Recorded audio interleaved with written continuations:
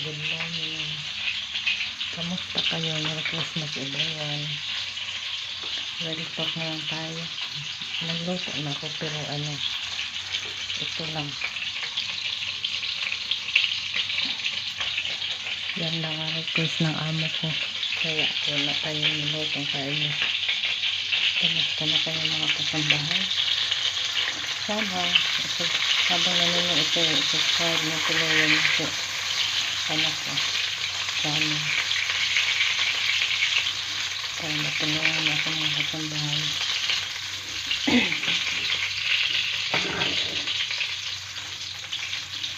Taga lang tayo.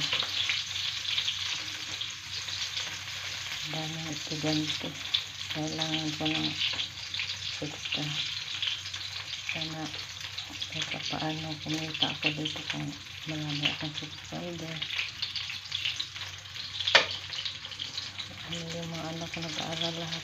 Lima ay 6.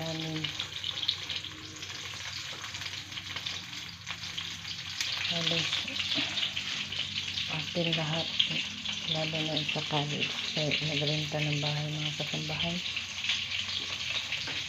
At isang buwan ng boarding house nila nasa 1.8. Hirap kasi hindi sila scholar.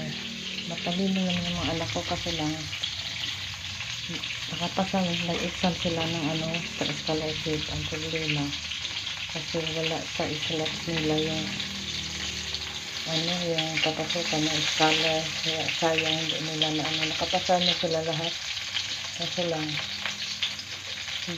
walang slots kasi doon sa sa scholarship. Sana dadami ko yung subscriber ko dito para kahit paano tulong man ako kahit paano mga estudyante. Hirap ng kasambahay. Tapos naramdaman ako mga kamay ko na mamanhid, namamaga yung kaya yung umuurong yung buto mga kasambahay. Pero tinitiis ko lang kasi marami nga akong estudyante. Hindi man pwede magtambay ako. Kailangan ko magtrabaho talaga. Basta naman yung mga anak ko kung magtrabaho. Sabi ko sa inyo kahit wala akong sinasahod dito. Itong buwan na ito November. Kasi in-advance ko lahat. Kaya nag-start ng klase nila. Kumuha ako ng pera sa amo. Magkano nasahod ko dito? 70.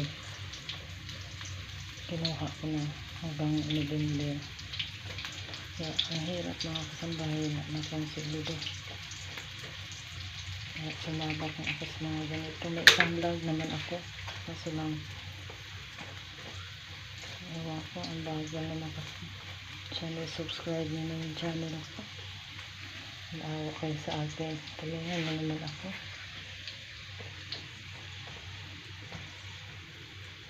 Single mother na nagbabalat buto para sa mga anak makaahon. Pang estudyante. Wala tayong luto ngayon mga kasambahay kasi ito yung request nila.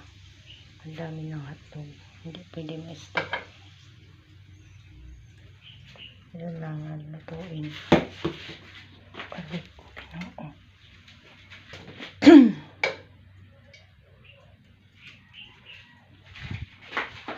Tapos na ako nagluto ng pagkain ng baby nila. Lugaw tsaka yung soup niya.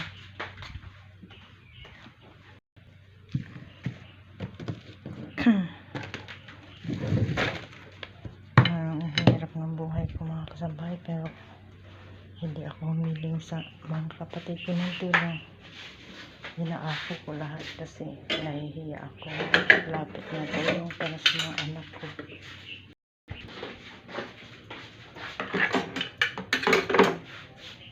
Kaya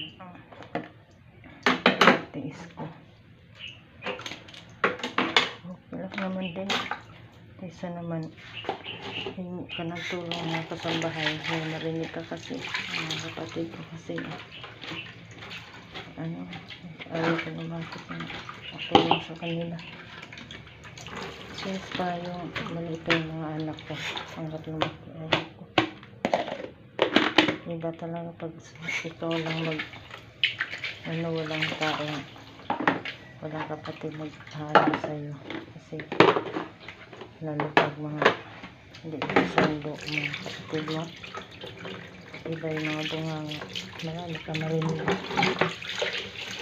Hindi na po matik na tulong. Okay lang naman mga kasambahay. Hindi pa rin ako nakatayo. Lumalaban sa hirap ng buhay mga kasambahay. Relax lang naman. Parang wala lang. Kasi pag binibig mawala. Masisira. Stress pati. Kaya laban lang tayo sa hirap ng buhay. Tulungan niyo ako mga kasambahay. Subscribe yung channel ko habang nanonood kayo. Para makatulong naman ako sa mga anak ko. Ang hirap. Kasi 7,000 na yung sinulo ko. Tapos 5 yung estudyante ko, yung pang-allowance nila.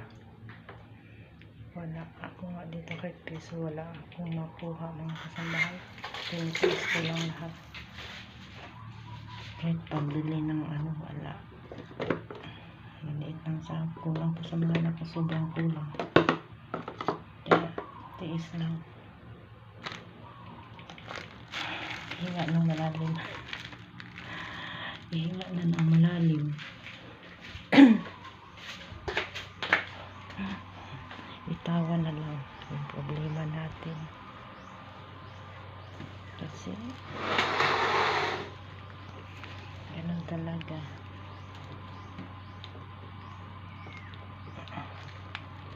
Yung mga ibang tao na yung hindi nakakaintindi sa buhay mo, kaya huwag ka nang lumapit. Tamang magkayod ang sarili mo para wala tayong marinig.